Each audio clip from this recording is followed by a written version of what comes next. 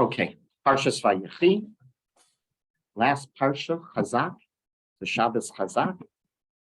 We are going to do the Aliyot of Revi and Chamishi today. So, page 274.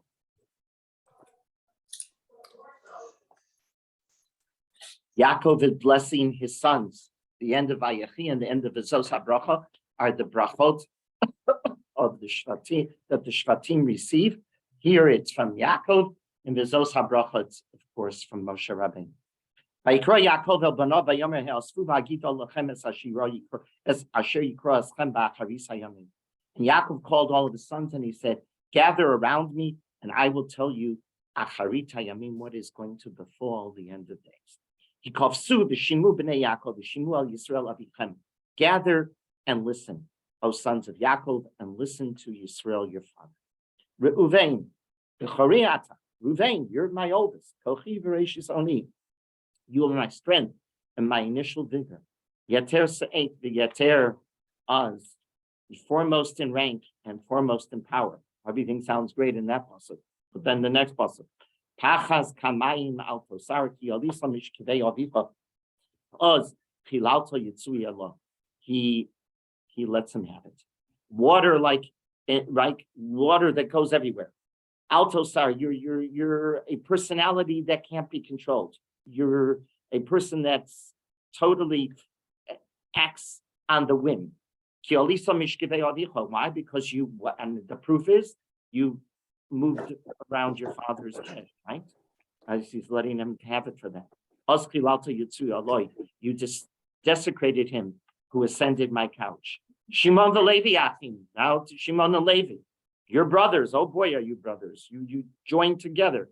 Clay Hamas, weaponry is stolen crap.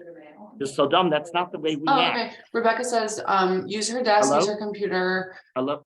Make yourself comfortable, familiarize yourself with whatever you need. And you can also feel free to observe what I'm doing. Okay. Okay. Yeah, potentially. You go? Yes? Okay. And you're not. Okay. Thank you. Shimon the Levi Achim, Klei Chamos Mecheroseim. You've taken upon yourselves weaponry. That's not our craft. That's a stolen craft from others, right? The Sodom al Tavo Nafshi B'Keolam al Ta'achar Kivotiki V'Apamar Hu Ish V'Rtzonami Kuoshor. Into their conspiracy may my soul not enter. I don't want to have to be part of this. In other words, into Shimon and Levi's conspiracy. With their congregation, do not join. Oh, my honor, I'm not having anything to do with this. For their rage, they murdered people. At their whim, they hamstrung the ox. They acted totally something foreign to the Jew.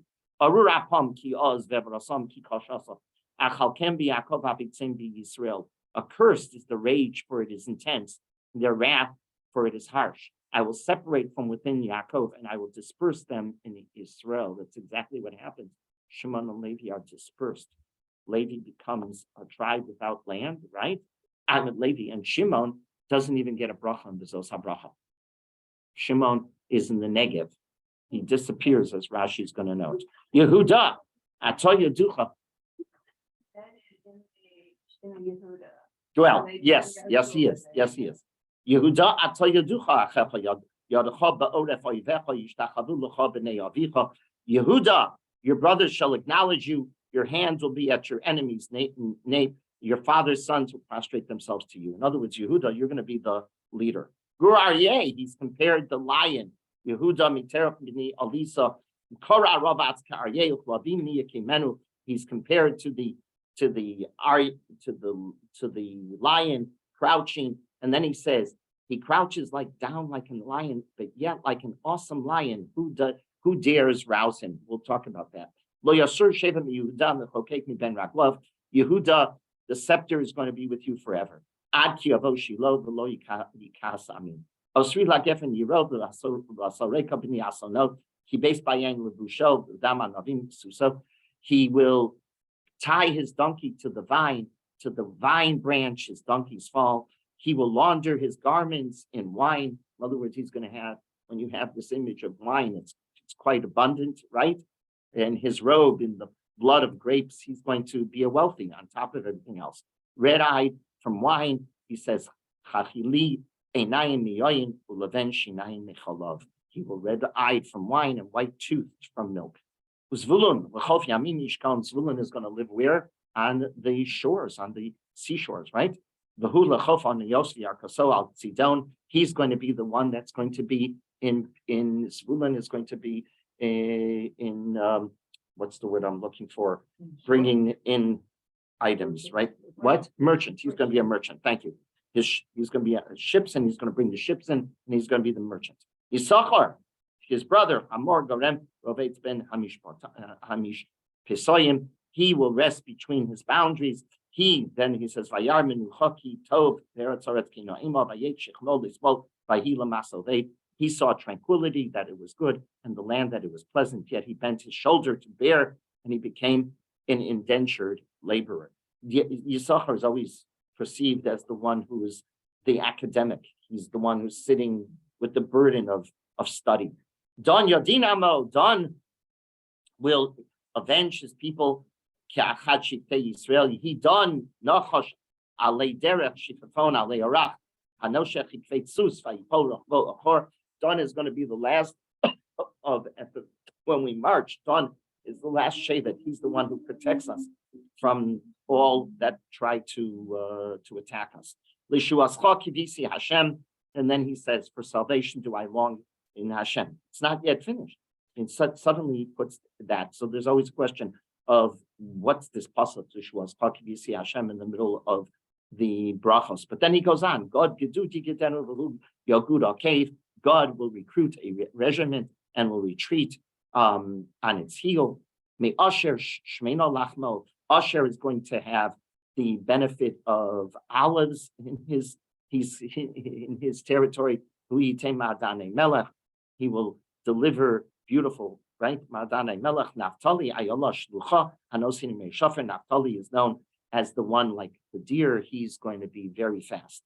Ben Parat Yosef, Ben Parat Alei Oyin Bonot, Sa'adah Alei Shur. What about Yosef? He's going to be the charming one, right? A charming son to the eye. Each of the daughters climbed heights to gaze. He's a beautiful looking, very handsome. That we know already, right? So Yosef is gorgeous and people are going to want to see him. Then it says, they embittered him and became antagonists. The arrow-tongued men hated him, right? They spoke against Yosef. But his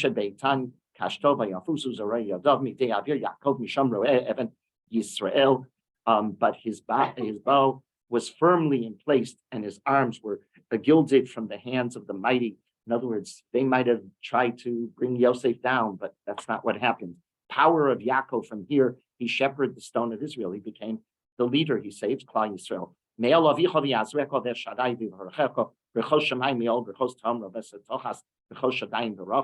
He's blessed with unbelievable. Yosef is blessed. That was from the God of your father. He will help you. And with Shakai, he will bless you with blessings of heaven from above, blessings of the deep crouching below, blessings of the bosom and the womb. He's Baruch Hashem. Yosef receives unending bracha. Right? What about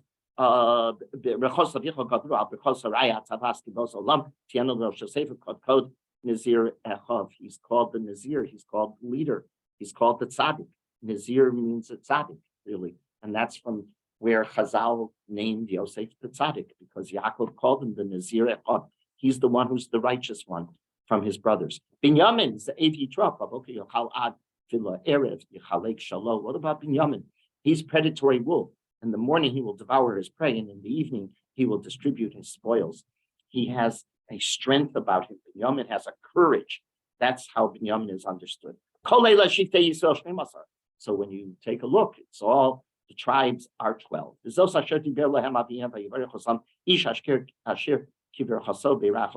Each one received a blessing from his father.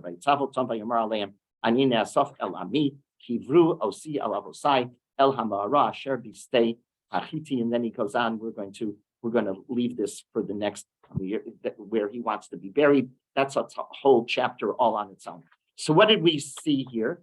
a very poetic psukim, very difficult to understand, correct? So let's go back to page 274, Perek Memtes. What the Rav is interested in understanding, if I would say to you, the imagery of this poetry, what stands out? What are the shvatim compared to more than anything else? What is the image that is used? Animals, animals, animals, animals, constantly animals. So the Rav wants to understand in particular, why does Yaakov use animals to describe his children, his sons? So the Rav is trying to understand the animal references. He's trying to understand the brachot, but what he really wants to do is see the uniqueness in every one of the tribes as Yaakov is describing them. Yaakov is a father that is quite aware of the talents and the failings of each child, and he's alluding to them in his brachos. In other words, which is interesting, by the way, just as an aside, as an introductory comment, a bracha doesn't mean only positive. This Chazal constantly say, what's a real bracha? That I walk away and I've been improved from my experience. Musar, if you will, as we love to call it, right? Musar, that ethical teaching that will make me a better human being, is an enormous bracha. And overwhelmingly, Yaakov, in these brachos, was critical of his sons. Why was he critical? Hoping that they would improve, hoping that they would change their direction. Nobody gets the amount of Musar as Shimon and Levi, right? Shimon and Levi really get taken over the coal. Who else gets taken over the coal? Reuven, Shimon and Levi. Those three right away they get taken over the coal. Who gets the shall we say, the ultimate positive reinforcement? Yosef and Yehuda. Yosef and Yehuda are both given tremendous positive reinforcement. Okay, so let's talk about all of this. At the very beginning, he says to him, Vayikra el benov, so Yaakov calls his sons, Vayomer asvu vagido lachem. What is he telling them? As asher yikra eschem ba'acharis hayamim. I'm going to tell you about the future, right? Yaakov is making a reference here in his introductory comment to his children. He isn't describing the here and now alone. A father like Yaakov doesn't want them just to be rooted in the here and now. He wants his sons to have a vision, a vision. It matters what our future is going to be. It's a long-term vision that the Jew has to have. A Jew, if you will, it's not only to his sons represent us, needs a historical perspective, and he needs a wide sweep. A wide sweep. He needs to understand what's happening now has an impact for the future. What happened in the past has an impact. What happens in the future, what we do now has an impact on the future. He must think in historical terms. The Acharit Hayamim Chazal debate what he was supposed to give them a nevuah about when the Mashiach is going to come. That's the way that's not the way what the Rav is saying. The Rav is saying he gathers them around and he tells them a crucial lesson. A Jew has to be historically rooted with a sweep of a vision for the future. That's what he's telling them. This is how Yaakov introduces his brachos, because he's teaching us that Knesset Yisrael, as the Rav always refers to Klal Yisrael, as Knesset Yisrael, the congregation, the community of Israel, can only exist if we're a united family. If all 12 sons are united, as in the words of the Rav, even if just one tribe were to disappear, Knesset Yisrael would be stillborn. All the tribes have to exist together. Nobody's here being removed at all, just the opposite. They have to unite, because that's the Acharit Hayamim. The future of the Jew has to be a unity, a sense of unity. So let's continue. The Rav notes that each of his sons is unique. Zevulun, for example, excels in commerce, while Yisachar is the academic who excels in the study of Torah with an amazing analytical mind. Yosef, magnetic personality that allows him to be a powerful leader. Binyamin, courageous in his personality.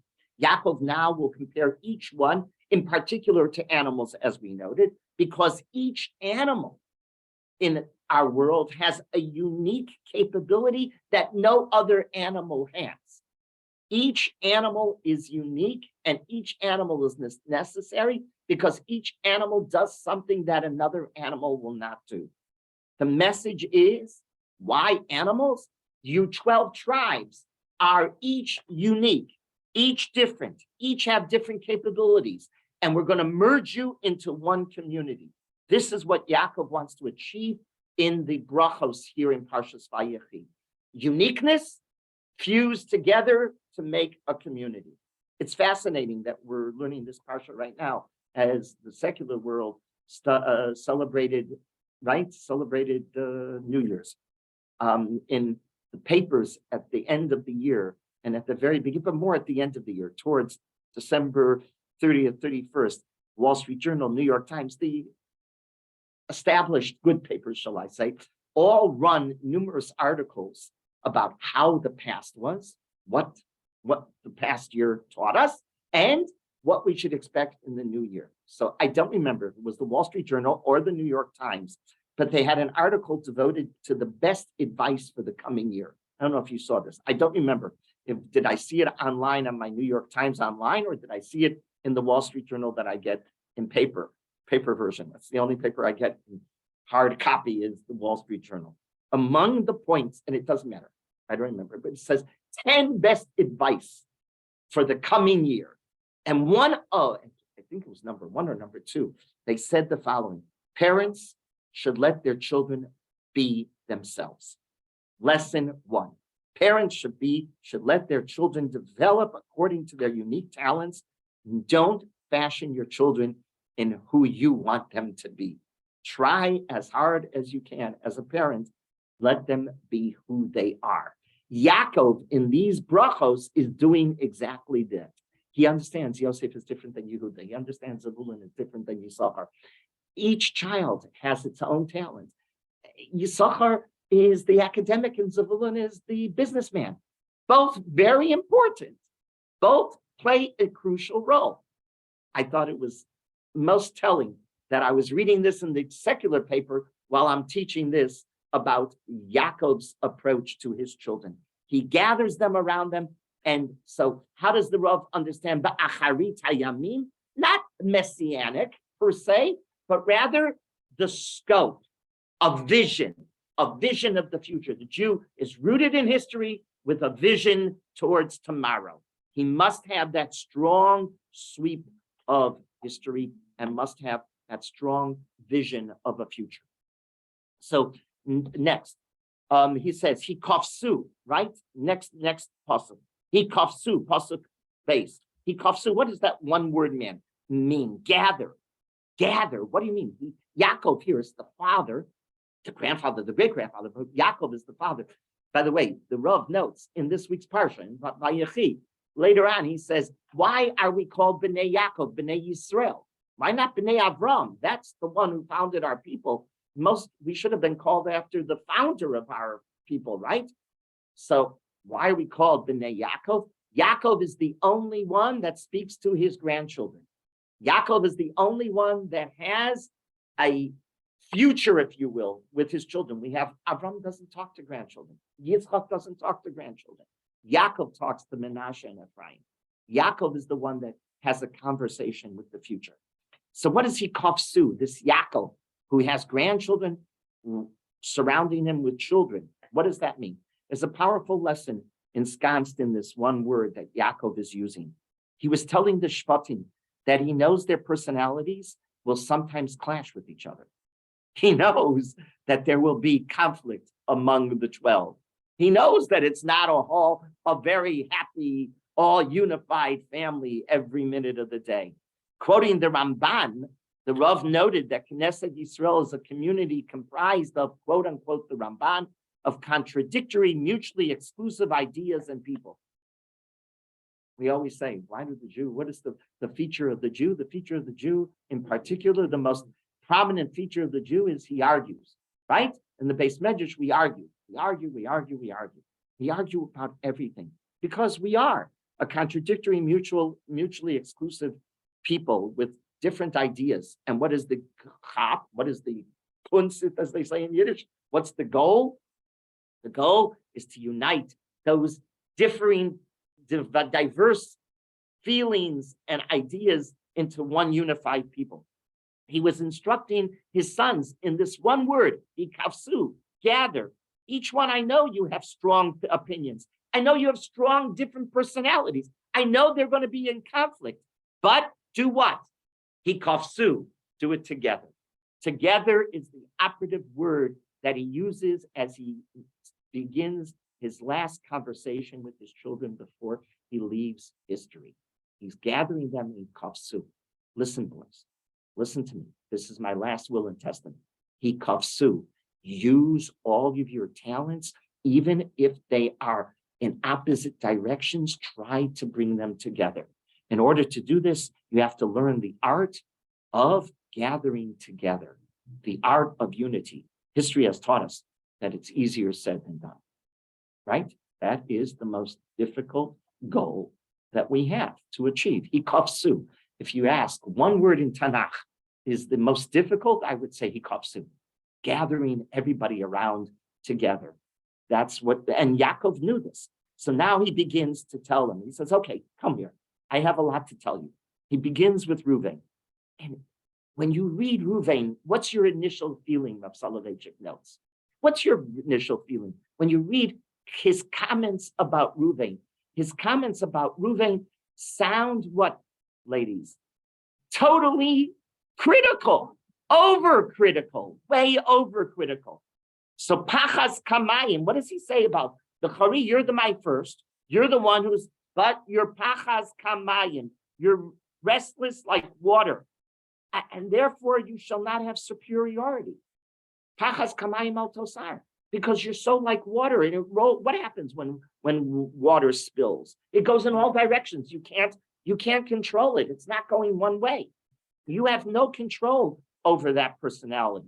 Reuven is criticized in what would appear to be unfair criticism. Reuven, we would think, does not deserve this treatment. After all, he wasn't involved in the sale of Yosef. He's one of the few. Binyamin wasn't, because Binyamin wasn't there, and Reuven. It was Yehuda who promoted the idea of the sale. It is true that Reuven made a terrible mistake. He did, by moving his father's bed that night. He should never have touched his father's bed. But what was he doing when Yosef was sold? He was involved, Chazal say, in repentance and tshuva, in confronting and mourning the fact that he had acted wrong. On the other hand, Yehuda made the terrible mistake of suggesting sale, and he made another mistake with Tamar. Yet Yehuda hasn't taken over the coals in this brachos by Yaakov. What is it? What the Rav wants to know? What is it that Reuven is the one who earns such a critical assessment from his father? So the Rav explains that Yaakov did this because he had to explain why the Bechor, in particular in time of Tanakh, why did the Bechor, the eldest, he's supposed to be destined for kingship and he's supposed to be destined for kahuna. He should have been both, the Melech and the Kohen. That was the role of the Bechor. The role of the Bechor was always the leader of the family. Both positions, both. Kahuna goes to whom? Yehuda. Excuse me, very good. Kahuna goes to whom? Levi. And Malchus goes to whom? Yehuda. What promoted the fact that Reuven lost both? What Yaakov proceeds to do in these psukim is to describe what it is about Reuven's personality that he lost both. Yaakov does this by noting that his eldest son has a personality that operates in haste and he's impulsive. He's unstable like water. Like I said, when water spills, it goes everywhere and you can't control it. A king, however, has to take measured, deliberate, appropriate actions. He has to think out before he makes a step. For example, Reuven failed in demonstrating such balanced traits in how he related to Yosef. What should he done to Yosef? He threw him in the bore. What should he done? If you're a real, that's correct. He should have taken him out He should have stood right by his side. He should have never left Yosef. He saw, if you're a real leader, you assess. What do? You assess the situation. You see the brothers are angry. You don't leave Yosef in their charge.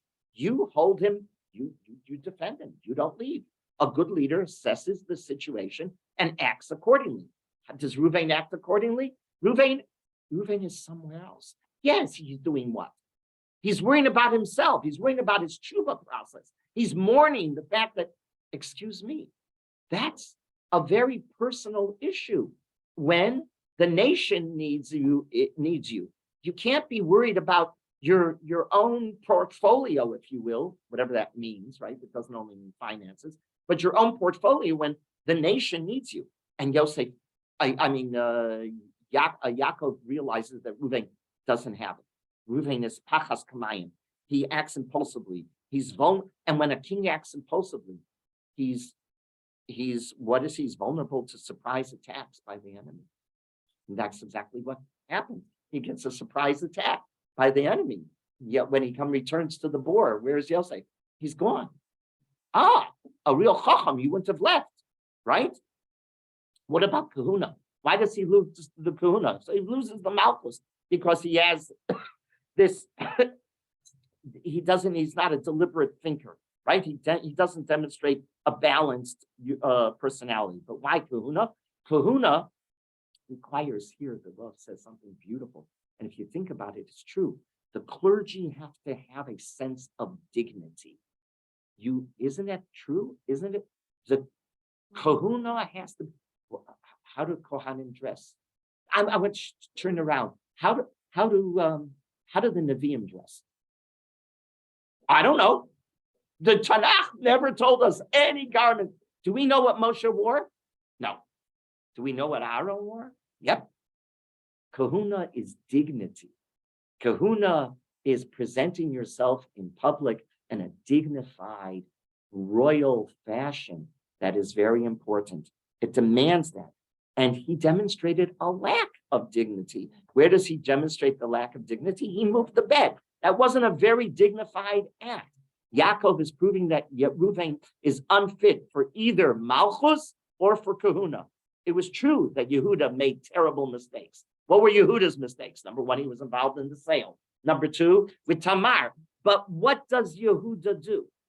He takes the responsibility in public. Lifnei am va'eda. In public, he's willing to say, I made a mistake. He realizes he made a mistake with the sale of Yosef. So then what does he do? He becomes the biggest defender of Binyamin, right? He said, you'll send Binyamin home. I will be in his place. Correct? That's what he says. He owns it up. He owns his mistakes. He displayed the necessary initiative, both in response to Yosef and in response to Tamar. He's decisive and he acts humbly. He does act humbly in response to both. He has the courage to confront Yosef, the viceroy. He doesn't know he's Yosef, the viceroy in defense of his brother. He has the courage to admit, Sot many, Tamar is more righteous than I. Now, we can also understand how Moshe and Bezos HaBracha talks about Reuven. What does Moshe say? Moshe begins, Yechi Reuven va'al yomos. Yechi Reuven, he should live. That's right. Realize it's a prayer. It's not a bracha. It's a bracha and a tefillah. Moshe, at the end of the Chumash, the Chamisha Torah, in Bezos HaBracha says, Yechi Reuven. My hope for Reuven is that he'll be protected by the brachos, because a person that lacks the dignity, a person that lacks the stability, you have to worry. What's he going to do next? Pachas kamayim, the water will flow, and you can't control it. So that's what Yaakov is doing with Reuven. Yaakov is explaining why his Bechor doesn't become the king and doesn't become the Kohen. It's not dumping on on Reuven. It's explaining what is it that he can't be either the Kohen. He can't be either the Melech. Shimon v'Levi. Let's take a look. Shimon v'Levi Achim. Their brothers, right? Klei Hamas Mecheros Sehem. Instruments of violence are their weapons. Yaakov is not, the Rav notes. He's not underlying capital bold words, not criticizing zealotry per se. That is not what he's doing when he talks about Shimon and Levi. Not criticizing taking the law into your own hand per se. They are going to be criticized, but that's not his point of departure, if you will, with Shimon and Levi. Yaakov knows all too well there is no trait in the world that is totally desirable or totally undesirable. There is no trait. Every trait in a measured approach, correct? Rather, it's how the trait is used that Yaakov's concerned. Zealotry is important. You need zealotry. Who in Tanakh is the zealot par excellence? Pinchas. Pinchas, and he gets the bracha of, what does he get? Bris Shalom. He gets the ultimate bracha, right? So it's important. At times you have to be a zealot. But if you're always a zealot, then it's trouble. He notes each trait has to be used in its correct time, in its correct fashion. And when he's analyzing Shimon and Levi, he's not blasting zealotry. When it came to Shimon and Levi, kind of how they treated Yosef, they used zealotry inappropriately, incorrectly. Shimon and Levi, the Chazal understood Shimon and Levi were the ones who were responsible for the sale. For literally the implementation of the sale. And that's why who ends up in prison in Mitzrayim? Shimon. He says, I can't keep you two guys together. I know you too well, right? Of course, who's the person doing this? Yosef, without their knowledge, right? He splits them up. Shimon and Levi demonstrated an inappropriate and incorrect approach to zealotry. They should have done what? Again, just like Reuven, they should have protected, not harmed Yosef. When it came to Shechem, again, they used zealotry, but not at the right time.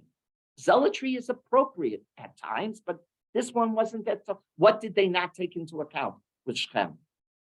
They've not taken into account the results of their murderous acts, right? The impact, the endangering of the family. Yaakov is very concerned that the neighbors are all going to now attack, right? Zealotry important, but right time, right place for the right situation. In other words, the trait of zeal can be a true bracha, but it can be the opposite as well. Isn't that true with all traits, right? It can be a true bracha, but the opposite as well. Jewish history has demonstrated this for us, as Rabbi Salovich points out. We just celebrated Hanukkah. Of the Hashmonaim, of the Hasmoneans, hadn't used zeal, we wouldn't be here today. Zealotry was crucial. It is crucial. Shimon and Levi, however, misused zealotry, zeal. Yaakov, therefore, is not denouncing, again, zeal per se, but rather he's giving them a bracha that they should use it in the appropriate time and in the appropriate fashion. That's what's happening in Shimon and Levi. Next, the one that gets the longest bracha per se is whom? Yehuda. Yehuda, Atoyaducha Achecha. Your brothers are going to respect you, Yehuda. Right? They're going to bow down. Take a look at what does it say in Pasuk Ches. Yishtachavu lecha b'nei avicha. Right? All of your father's sons will bow to you. Quoting Rashi, the Rav notes that we have a slight change from Perik. Go back to Chav Zayin Chav Tes. Chav Zayin Chav Tes, 27-29, which is on page 138. Here, it's Yitzchak giving a bracha to Yaakov. Let's take a look. What does it say? Ya'avducha amim, everybody has it, right by Shishi and Toldos. Pasuk, Perik Chav Zayin, Pasuk Chav Tes. Ya'avducha amim, what's the next word? V'yishtachavu lecha lu'umim, hevi gever la'achecha, v'yishtachavu lecha b'nei imecha. Who's going to bow to you? Yaakov gets a bracha from Yitzchak. Your sons of your mother will bow down to you. And here it's your sons of your father. Why did it change? So the Rav says it has to change. How many mothers how many wives did Yitzchak have?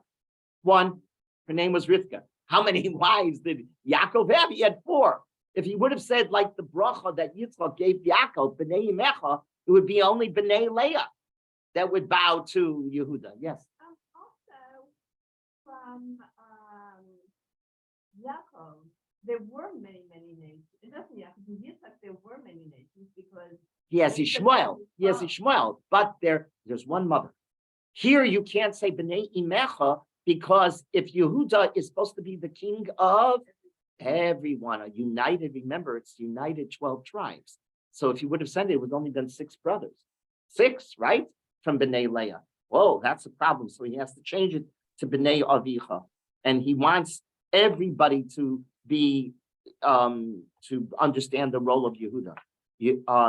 Okay, so next, as the Rambam notes in Hilchos Melachim, Perek Dalid Halacha Yud, the role of the Jewish king is to unite the Jewish community, to unite the entire Jewish community. Yehuda is given a bracha by Yaakov that he would be the one who unites the diverse elements of Knesset Yisrael. But then take a look at this next pasuk. It's an unbelievable pasuk. Here in the bracha of Yehuda. Yehuda is compared to the lion. Gur Aryeh Yehuda, right? He's compared to the lion. But then it says, what about the lion? Kara Ravatz Ka'aryeh Uchlavi Mi Yekimenu. He crouches, resting like a lion. And like a lion, who will rouse him? What does that mean? Like a lion, who will rouse him? Mi Yekimenu. So the Rav understands this from 2 different perspectives. Yehuda was just like his mother, Leah. Her personality and his personality radiated power, authority, and prestige, just like a lion. He was invincible as a warrior, and he would relentlessly pressure his enemies if that was required when he confronted enemies. He's like the Ari. He's like Aryeh. He's like the lion, just like his mother was. You have to determination is the description of Yehuda. He is his mother's son.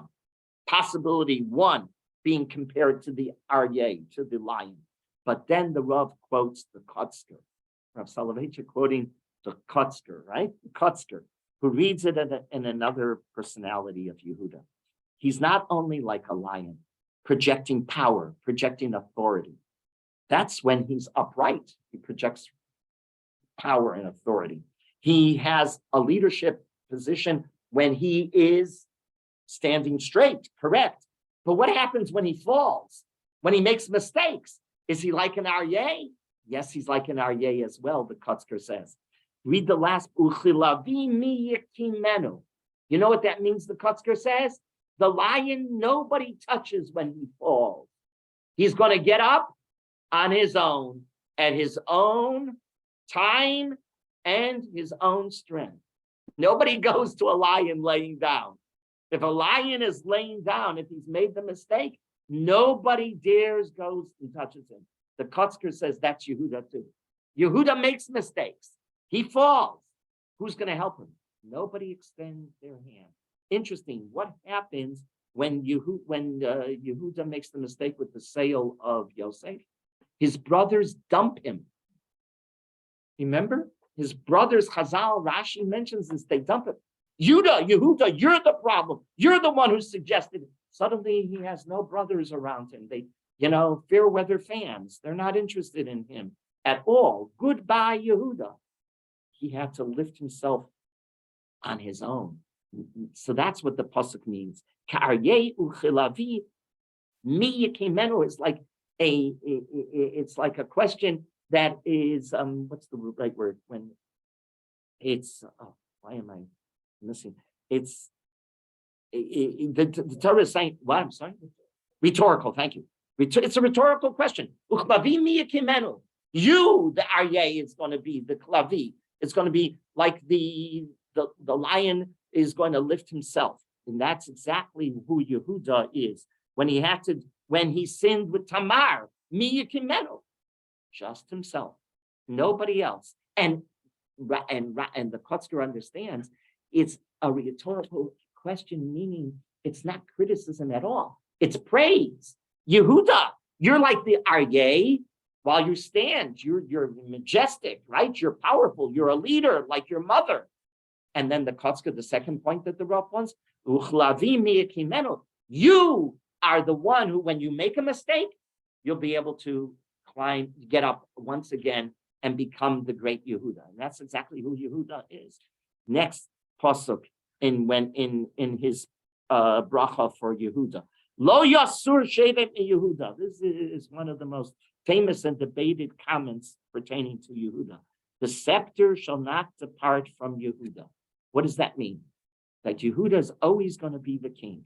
Yehuda became the Jewish king because he fought his own internal battles. He fought it and he overcame his trials and tribulations that were presented to him. A Jewish king cannot be a king, Rabbi Soloveitchik notes, if he doesn't experience his own battles first. Because only by experiencing your own battles and confronting them and winning will you understand your brothers. You have to go through it first yourself. But then the Rav notes that both Yosef and Yehuda are remarkable leaders, right? Both Yosef and Yehuda are remarkable. They're both leaders, and that's why Chazal talk about a Mashiach ben Yosef and a Mashiach ben David. Where does that come from? What do you mean, Mashiach ben Yosef, Mashiach ben David? In other words, the two leaders for Klal Yisrael. One is the Yosef leader, one's the Yehuda leader. How does Yosef get his leadership talent? So Rabbi Soloveitchik says, that's a gift from Hashem. He was given it. HaKadosh Baruch Hu implanted it into Yosef. Everything Yosef did, he had that, as the Rav says, the magnetic personality. The women went to look at Yosef. Yosef was gorgeous. Yosef was magnificent. Yosef radiated dignity and a persona that everybody was so impressed with. He had it in spades. It was divinely given to him. What about Yehuda? Yehuda had to fight for every inch. That's why Yehuda becomes the Melech Lanetzach. That's why Lo Yasur Shevet Yehuda. The Rav notes that the role of Yehuda in Jewish history has been a point of disagreement between the Ramban and the Rambam. The Ramban famously said, criticizing the Chashmonaim, we just had Hanukkah, again, he refers to it. The Hanukkah story, what happened to the Chashmonaim, the Ramban, it's a very famous Ramban. The Ramban, quoting this pasuk, Lo Yasur Shevet Yehuda, the Ramban is critical, take a look in this week's parsha, of the Chashmonaim, that they inappropriately assumed the mantle of kingship, even though they were which tribe? Levi. They were the Leviim. They were the Kohanim. They had no business in assuming also Malchus. And the Ramban says that explains why the Chashmonaim eventually disappear from history. If anybody says, Chazal say in the Gemara, if anybody says that they're from Beit Chashmonaim today, you know they're not Jewish. You know that they were wiped out. That's why the Ramban says that. They violated this pasuk of the bracha of Yaakov for Yehuda. Lo Yasur Shevet Yehuda. Levi, you're supposed to be Kahuna. Yehuda, you're supposed to be Malchus. That's the Ramban. The Rambam defends the Chashmonaim. The Rambam feels that they did nothing wrong because the responsibility of the Kohanim who were in charge of the Mikdash was to maintain the Mikdash. And how do you do it? They needed to assume sovereignty at that time. Where there are no leaders, be a leader, right? The Mishnah in Pirkei Avos. And they rose to it. The Rambam is their strongest supporter. The truth is the Ramban answers something that the Rambam doesn't answer. So why do they disappear from history? The Ramban answers, they got punished. They should have never taken, maybe at the moment, but they should have relinquished it afterwards. And they didn't relinquish it. That's the Ramban. The Rambam feels no, that history is history. Don't come back. You can't, I don't know why they disappear, if you will. But the Rambam defends them, a major argument. But we see there is a difference between and we saw this before when we talked about Reuven. There's a difference between the role of the king. The role of the king has to be what? A measured leader who takes his steps very carefully, right? He has to politically very careful in how he functions. right? That's the political leader. And then there's the dignified clergy. That's whom? That's the Kohen. Okay. So now let's go to Yosef. Let's jump to Yosef, Rav Soloveitchik says, and let's see what we have on Yosef. Pasuk Chof Beis. Ben Parat Yosef, Ben Parat Alei Oyin, Banos, so Adah Alei Shur. Women strode along to see him. The Rav quotes Rashi, who says the Midrashic comment that Yosef, Ben Parat Yosef, this is a very famous medrash about Yosef. Yosef is not impacted by the ayin of Ra. That the ayin hara, the bad, the evil eye will not have impact on Yosef. If you're Yosef or his offspring, then it says through Shas, you'll see this. Talking about the ayin hara doesn't impact Yosef. Yosef is above it. Yosef is above it. Wondering what this means. What does that mean? The Rav explains, the ayin hara doesn't. What? Zapping an eye, he doesn't get zapped. I mean, what does it mean? So the Rav explains, there are people who live their lives for the endorsements and compliments of the crowds, right? Of the outside world. They need it, and they need it desperately. I found it fascinating. You read a few, I'm positive, just like I did, eulogies for Barbara Walters. She was quite a lady. She was quite a lady, but she took it very hard. I don't blame her. She took it very hard when they made fun of her on Saturday Night Live. You know, they made fun of her, and she never could tolerate it. It hurt her terribly. Sure, everybody has an ego, but if you're I'm not saying she's what I'm describing right now. There are those that desperately need the endorsements and compliments of the entire outside world. When they receive it, they rejoice. But God forbid, if they are criticized or ridiculed, they fall apart. They can no longer be a leader. We've seen this, right? No longer our past president, right? Our immediate past president. He doesn't get the accolades of everybody. He just falls apart. He's that type of a leader, 100%. He does have leadership talent, but he falls apart when he is of this type of, you can't be criticized. Nobody can criticize me. I'm above criticism. They simply are insecure with who they are. Clearly, he is very insecure, right? True creativity, true leadership, the Rav notes, requires a self-confidence, a belief in your own ability, a belief in it. You have a belief in yourself. Had Yosef been driven by what others would have thought, would he have been Yosef? That's what the Psukim are saying. He wouldn't have been Yosef. He was able to rise above his brother's critical comments and nasty, biting comments and became the great visionary who saved the world because Yosef was a Baal HaChalomot. He was the one who had a dream about the future. He had a dream about the destiny of the Jewish people.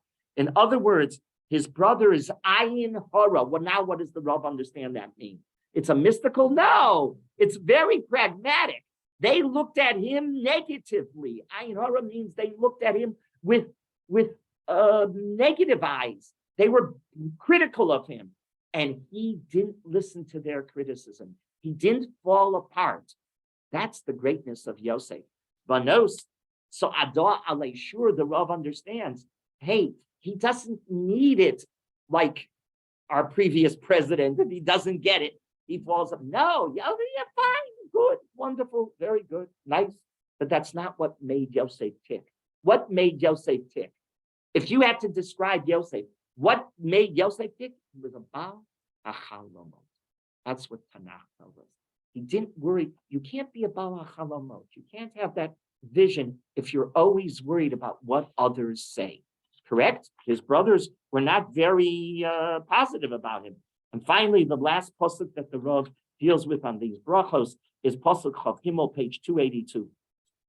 Vayimaruhu varabu vayistemuhu. And they embittered him and were numerous and they were hostile to him. The greatness of Yosef is that he was able to defy, Rabbi Soloveitchik only could say this, he was able to defy Aristotle's observation. Of course, Rob can say that he has a PhD in philosophy from the University of Berlin. University of Berlin is the Harvard of Europe of its time. So the greatness of Yosef is that he was able to defy Aristotle's observation that man is a social animal. That's what Aristotle says. Man is a social animal who needs to follow society's mores. That's Aristotle's theory. Man is a social animal who needs to follow society's mores. Man wants to blend in, to be accepted, and not to stand out and be different. That's the theory that Aristotle suggests. When you are different, you breed antagonism. It's true. When you are different, you breed antagonism. The Jew has always been the other. He breeds antagonism. Yosef did not act in consonance with this rule. He let it roll right off it, right? His greatness is this puzzle. They could throw, they could shoot arrows at him, and Yosef didn't budge. Yosef was able to be the Yosef because he didn't care about being accepted. He felt he had to preach what he had to preach. Yosef's brothers hated him because he stood out, because he was different, because he dreamt dreams that they could not comprehend. They weren't dreaming the dreams that he dreamt. As Rav points out, they were professionally shepherds. He's not dreaming as a shepherd. He's dreaming as a farmer. He's dreaming agricultural. What are you talking about? Nobody's a farmer here. Yosef knew that, as the Rav brilliantly says in Chamesh Drashot, Yosef knew there was going to be a time where you're not going to have the peace and tranquility that the shepherd has. You're going to have to bend yourself and become the farmer and the agricultural scientist. And you're going to be depending upon, does the rain come? Doesn't the rain come? What do you do when the water is salty? What do you do? The state of Israel, right? If we're always going to worry about what the UN has to say about us, we will fall apart. We wouldn't be where we are. This is Vayimaru v'Rabu Vayistamu Ba'alei Chitzim is a description of Klal Yisrael's experience, and we have to be Yosef. We have to be, and we are. Baruch Hashem. We are also the legacy of Abraham. Ivri, he's the other 100%. 100%. Yosef's brothers hate him. He dreamt dreams no one else had, and the brothers resented him for the dreams. They wrongly associated with Yosef an egocentricity, when in reality he was dreaming about Jewish destiny. And that's Yosef. So the Rav wraps it all up for us brilliantly. And he takes this poetry that's difficult to understand. Poetry is always difficult. But isn't it true when you learn poetry and then you crack it, you go, wow, that's brilliant imagery. But that's only when you crack it. I remember as a student, it was during intercession when I was a student in college at Yeshiva College. So our professor, you had to take as a requirement four semesters or 2 semesters. I don't remember any longer. It's been a long time. But of English lit, that was a requirement. It was two sessions. Okay, 2 semesters. And I remember during intercession from the first semester, winter intercession interrupted it, and we were given an assignment. Come back. We're going to be studying Milton's Paradise Lost. I looked at Paradise Lost. You have to understand, my mother, may she be well and healthy. My mother was a Milton scholar. Mother is a Milton scholar. So I came home. I said, Mom, I got to prepare Milton. I read it and I don't understand a word. I don't understand a word of this. And I remember my mother sitting down with me and saying, okay, let's study it. And she went line by line. What do you think this means? What do you think? And she demonstrated the brilliance of the poetry that was involved. And you go, wow, oh, that's really cool. Wow, that's poetry, right? When you start reading like here, right with the Rav. That what does these words mean? On Yosef, the brothers are shooting arrows at him. They made his life miserable, and he was able to be the Yosef. Wow, it takes on. Or ayin alei ayin banos slada alei shur. What do you mean the women? He's not affected. He's not impacted by the ayin hara. He doesn't care about what others are saying about him. He doesn't fall apart when the polls don't go in his favor, right? That's Yosef. And we have to be a Yosef. No question about it. We have to be a Yosef. Anyhow, so the Rav analyzed this for us. The Rav saw that the brachos were a real understanding of a father who knew his sons very well, right? And he demonstrates a Ruvain, a Shimon, a Levi, yeah, you deserved criticism, and I'm going to give you criticism so that you learn from it, right? And Yehuda, who is Yehuda? Why is Yehuda the Melech? And why is Levi the Kohen? Why is Levi Kohen? And why is Yosef a different type of leader? Yosef is endowed with leadership, but at the end of the day, who has to be Melech Yisrael? The one who earns it, the one who goes through the battles. Because if you just earn it, you're never going to understand your brothers. The brothers are out there fighting every inch, right? It's true.